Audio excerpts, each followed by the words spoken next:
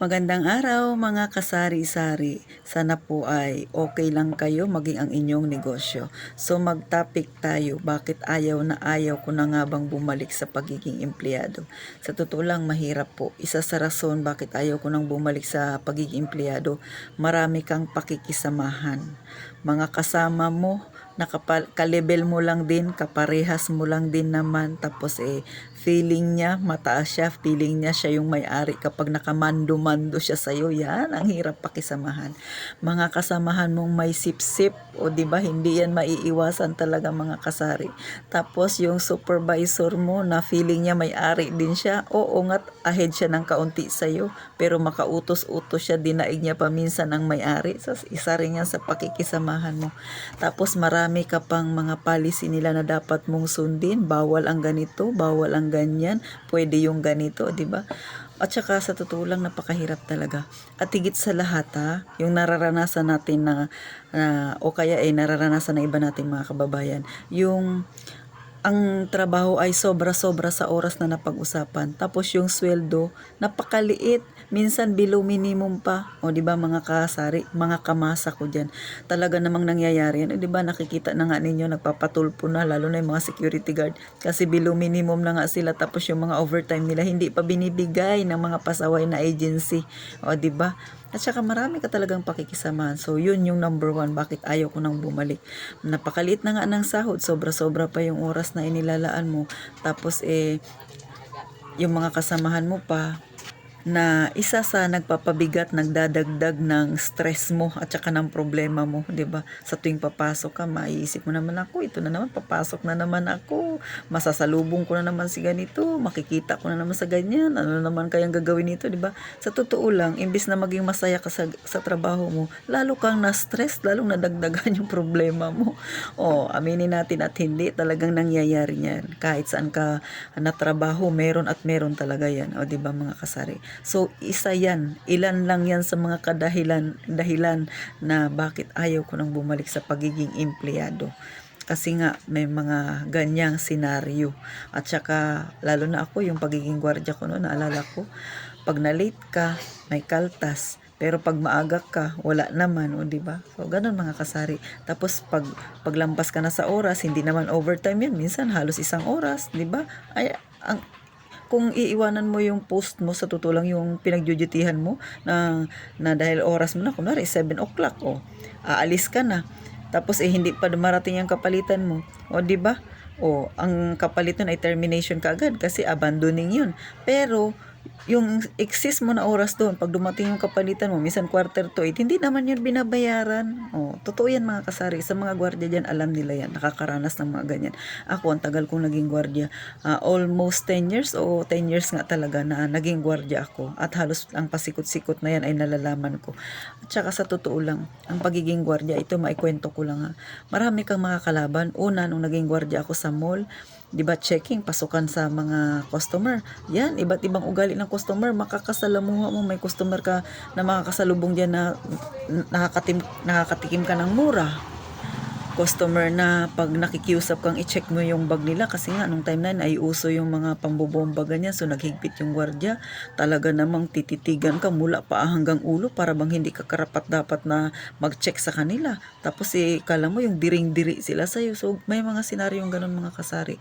Tapos makakatikim ka ng mga salita na maaanghang na kahit yung aso hindi niya kayang lunukin. So natikman ko lahat yun mga kasari. Kaya nga ako, kahit na hindi na ako gwardiya ngayon, tapos papasok ako sa mall, bago mag-check yung guard, nagkukusa ako kasi alam ko yung hirap ng pagiging gwardiya dahil naranasan ko yan. Tapos ang baba-baba ng tingin sa'yo. Tapos maliit lang yung sinasahod mo. Nung panahon kasi namin, yung mga gwardiya noon, hindi pwedeng umupo. So, tayo lang talaga. So, yun. Ay, namimintig na yung paa mo. Masakit na.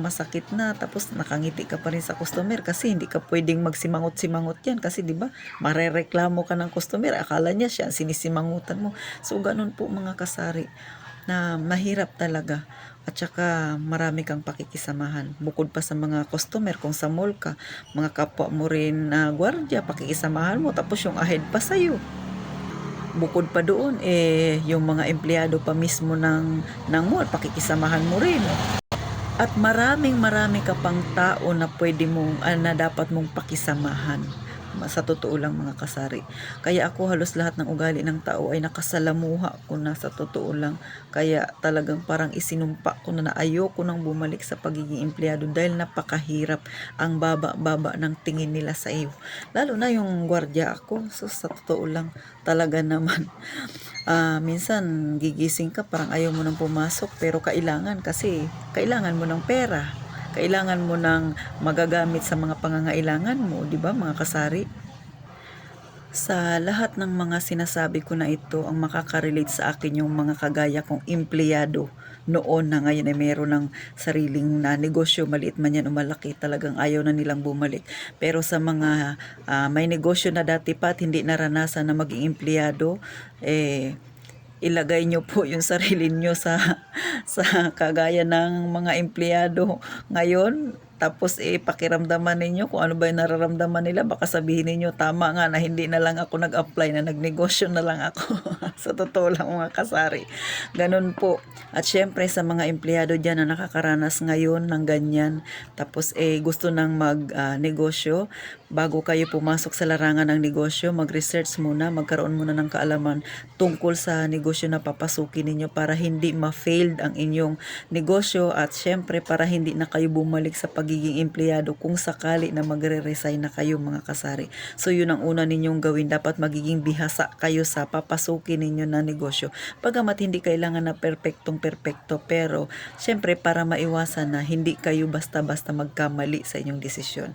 So mga kasari, sana ay nakapagbigay ako ng inspirasyon at yung iba ay naliwanagan, at yung iba na mga negosyante ngayon, wag po kayong masyadong maging mapait sa inyong mga empleyado kasi yan ang nararamdaman nila mga kasari. Please lang, maging mabuti po tayo sa ating kapwa. Ganun lang po yung ating gawin. Kasi kaya ako, kahit na hindi na ako gwardiya ngayon, pag pumapasok ako sa mall, nagkukusa ako, tsaka hindi talaga ako nagpapasaway kasi ramdam ko kung gaano kasakit yung tingnan mo lang na simula pa hanggang ulo yung gwardiya. Masakit yun para sa kanila. Yung tipong parang miniminos mo yung kanilang kakayahan, ganun po. Kaya ako iniiwasan ko yung ganun hanggat maaari. Kasi syempre, ang nararamdaman mo at nararamdaman nila ay parehas din dahil parehas kayong tao. Kaya hanggang maaari ay ayoko na makapagbigay rin ako ng sama ng loob, 'di ba, sa mga empleyado na nakakasalamuha ko, lalong-lalo na sa gwardiya kasi diyan talaga ako tumagal ng halos kulang-kulang 10 taon o 10 taon nga yata. So ganun po mga kasari kasi nga naranasan ko. So thank you po sa inyong panunood mga kasari. Paki-like at saka share naman po ang aking video, at sa mga hindi pa nakasubscribe, pa-subscribe na lang po mga kasari. Tulong nyo na lang ito sa akin. Syempre pa, yung aking vlog para makatulong ako sa mga kagaya ko na nasa masa. Yung iba kasi hindi mahilig magkwento ng kanilang problema, o di ba? So nagre-research lang. So ito, kung napapanood ninyo, sana makapagbigay ako ng inspirasyon sa inyong mga kasari. At saka sa iba naman dyan na nawawala ng pag-asa, syempre makapagbigay tayo ng kaunting lakas ng loob at maging positibo sila sa kanilang mga hinaharap na problema. So maraming salamat po. Huwag niyo po akong kalimutan na isubscribe po muli mga kasari sa mga nanonood dyan. At saka syempre salamat po sa patuloy na pagsuporta ninyo sa akin, sa aking maliit na channel. At muli, ito ang inyong pambansang tindera, si Ate Tintin. Mag-iingat kayong palagi mga kasari.